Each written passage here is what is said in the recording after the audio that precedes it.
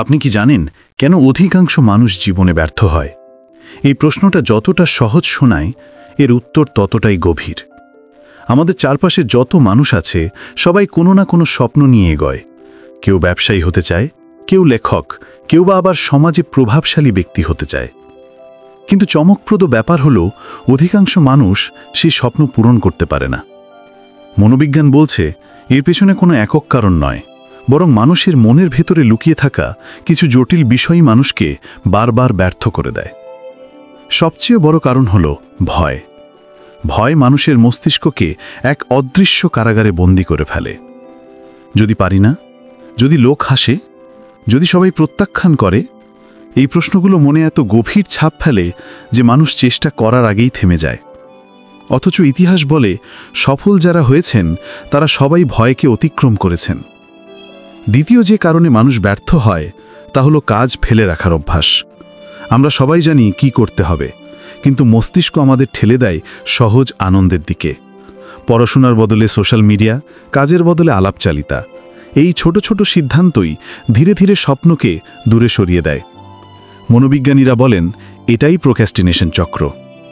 আরেকটি বড় কারণ হল লক্ষ্যহীনতা। অনেকেই জানি না জীবনে আসলে কি চায়। তারা শুধু বলে, আমি সফল হতে চাই। কিন্তু সফলতা মানে কি? কোন পথে? কবে নাগাদ? লক্ষ্য যখন অস্পষ্ট থাকে, জীবন তখন সমুদ্রে দিকহীন নৌকোর মতো হয়ে যায়। এরপর আসে আত্মধ্বংসাত্মক বিশ্বাস। মনের গভীরে লুকিয়ে থাকে ভয়ঙ্কর কিছু চিন্তা। আমি যথেষ্ট ভালো নই, আমার দ্বারা হবে না। মনোবিজ্ঞান বলে, এই বিশ্বাসী মানুষকে নিজের হাতে নিজের পতনের দিকে ঠেলে দেয়।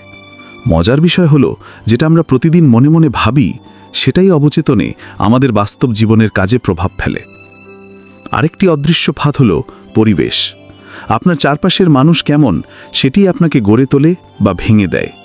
যদি প্রতিদিন নেতিবাচক বা অলস মানুষের সাথে সময় কাটান, তাদের মানসিকতা আপনার মধ্যে ঢুকে যাবে। ফলে আপনিও ধীরে ধীরে তাদের মতোই হয়ে যাবেন। এছাড়া অনেকেই অতীতের ভারে ডুবে যায়। একবার ব্যর্থ হলে মনে করে আর কখনো সফল হওয়া সম্ভব নয়।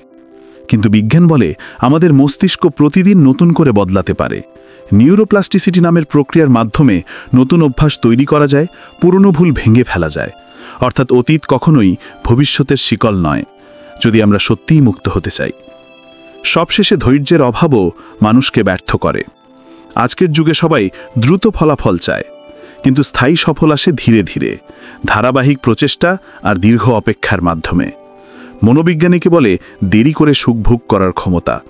যারা তাৎক্ষণিক আনন্দের প্রলোভন জয় করতে পারে, তারাই ভবিষ্যতে বড় কিছু অর্জন করে। তাহলে আমরা দেখি, মানুষ ব্যর্থ হয় মূলত নিজের ভেতরের সীমাবদ্ধতার কারণে। ভয়, আলসেমি, লক্ষ্যহীনতা, আত্মধ্বংসাত্মক বিশ্বাস, খারাপ পরিবেশ, অতীতের ভার আর ধৈর্যের অভাব সব মিলেই জীবনের স্বপ্নগুলো ভেঙে দেয়। কিন্তু সুখবর হলো, এগুলো কোনো অদম্য শিকল নয়। আপনি চাইলে ভয়কে অতিক্রম করতে পারেন, কাজ ফেলে রাখার অভ্যাস বদলাতে পারেন, পরিষ্কার লক্ষ্য তৈরি করতে পারেন, ইতিবাচক মানুষের সাথে থাকতে পারেন এবং ধৈর্য ধরে এগোতে পারেন। প্রশ্ন হলো, আপনি কি সেই দলে থাকবেন যারা ব্যর্থতার অজুহাত খুঁজে যায়, নাকি সেই দলে যারা মনের শক্তিকে কাজে লাগিয়ে সফলতার নতুন গল্প রচনা করে? যদি ভিডিওটি আপনার ভালো লেগে থাকে, অবশ্যই লাইক দিন, আপনার মতামত কমেন্টে লিখুন, আর আরও এমন আলোচনার জন্য চ্যানেলটি সাবস্ক্রাইব করতে ভুলবেন না। মনে রাখবেন, সফলতা শুরু হয় আপনার ভেতর থেকেই। আপনি যদি সত্যিই চান, তাহলে এই পৃথিবীর কোনো শক্তি আপনাকে থামাতে পারবে না। অডিওটি শেষ পর্যন্ত শোনার জন্য আপনাকে অসংখ্য ধন্যবাদ।